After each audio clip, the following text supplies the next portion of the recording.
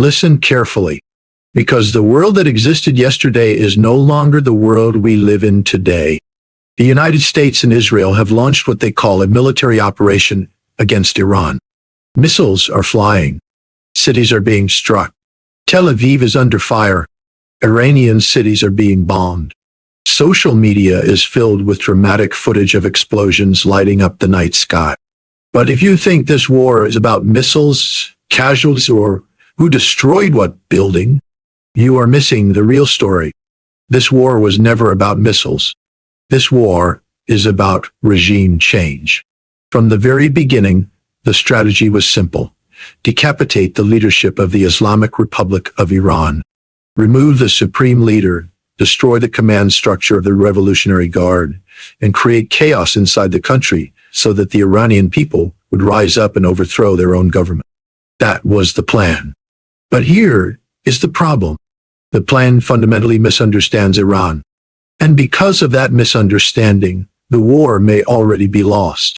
The first phase of the operation reportedly targeted Iran's top leadership. The expectation was that eliminating the supreme leader would cripple the Iranian state and trigger political collapse. Instead, it may have done the exact opposite. You see, in Western political thinking, removing the leader often weakens a system. But in the religious and historical context of Iran, martyrdom has a completely different meaning. In Shia Islam, martyrdom is not defeat. Martyrdom is power. The history of Shia identity is built around the story of Karbala, where Imam Hussein chose death rather than submission. That event shapes centuries of religious memory. So when a leader dies in confrontation with an external enemy, he does not disappear from the political equation. He becomes a symbol.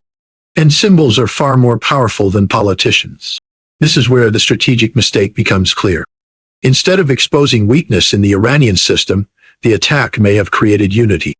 Because Iran is not a dictatorship built around one man. It is a constitutional Islamic republic. When the supreme leader dies, the constitution outlines exactly what happens next. A temporary leadership council forms, and the assembly of experts begins the process of selecting a new leader. The system continues. There is no collapse. And when the people see their leader killed by foreign powers, many of them will not revolt. They will rally. Meanwhile, the military reality of the war is far more complicated than television clips suggest. Yes, Israel and the United States possess some of the most advanced weapons on Earth. Their air forces, intelligence systems, and missile defenses are technologically superior. But wars are not decided only by technology. They are decided by logistics. And logistics is where things become dangerous. Iran has spent decades preparing for this exact scenario. Missile stockpiles have been hidden, dispersed, and protected. Production lines have been designed to sustain long conflicts. Their strategy is simple. Overwhelm defenses through volume. When Iran launches a missile that costs perhaps $500,000, it often requires 3 or 4 interceptor missiles to stop it. Each of those interceptors can cost several $1 million. That is a mathematical equation that favors Iran over time.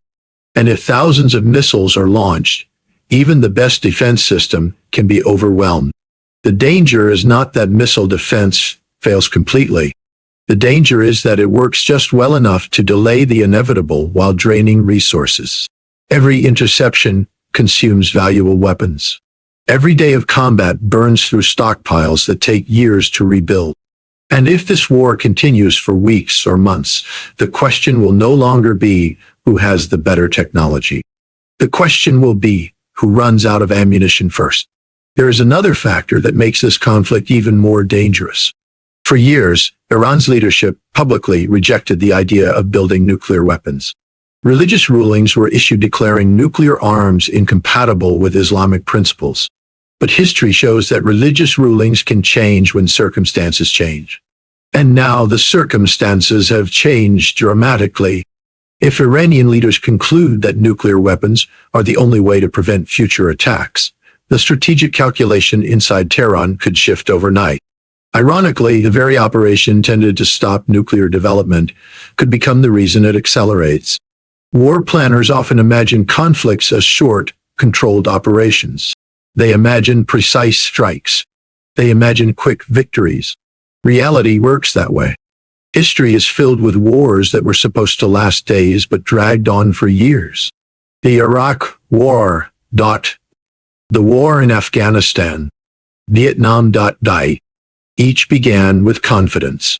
Each ended with consequences no one predicted. And that brings us to the most important question. How long can this war actually last? The initial air campaign may have been designed to last several days, perhaps 96 hours of continuous strikes designed to cripple Iran's infrastructure and command structure. But if that first phase fails to collapse the regime, then the war moves to the next phase, and the next phase, and the next. Each phase requires more bombs, more missiles, more resources. Meanwhile, Iran continues launching its own attacks, day after day, week after week, month after month. This is how wars spiral, not through a single dramatic moment, but through a series of decisions made in desperation when initial plans fail. More strikes, more escalation, more casualties, more destruction, until suddenly the conflict that was supposed to be short becomes something far larger than anyone expected. And in the end, the greatest tragedy of war is always the same. It is not the destruction of buildings. It is the destruction of human lives. Soldiers who never return home. Families torn apart. Cities reduced to rubble. Children who never grow up. These are the real costs of war. Costs that cannot be measured by missile counts or military briefings. The world is entering a very dangerous moment. A moment where miscalculation, pride, and political pressure could drive a conflict far beyond its original intentions. And if history has taught us anything, it is this. Once wars begin, they rarely unfold the way anyone planned. If you want to understand the future of this conflict, stop looking at the explosions. Start looking at the strategy. Because the outcome of wars is rarely decided on the first day. It is decided by the mistakes that follow,